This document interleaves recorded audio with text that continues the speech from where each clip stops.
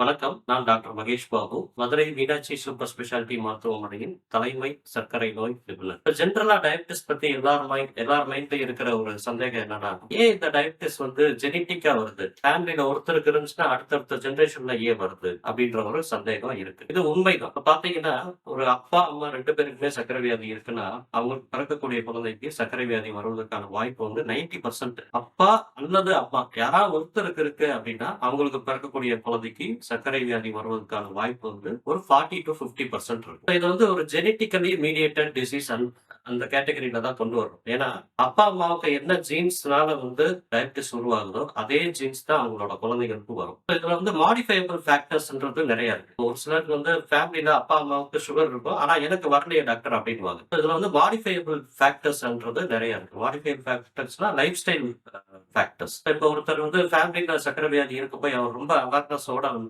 ஒரு 20 வயச கடக்கிறப்பயே வந்து diabetic diet follow பண்ண ஆரம்பிச்சுட்டாரு. ப்ராப்பரா எக்சர்சைஸ் பண்ண ஆரம்பிச்சுட்டாரு. ஒரு யோகா, மெடிடேஷன் அந்த மாரிலாம் பண்றாரு.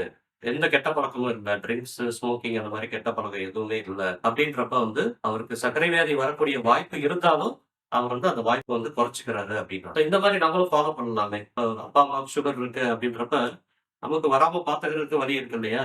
சோ அப்ப அதே மாரி நம்மளும் ஃபாலோ பண்ணலாம். நன்றி, வணக்கம்.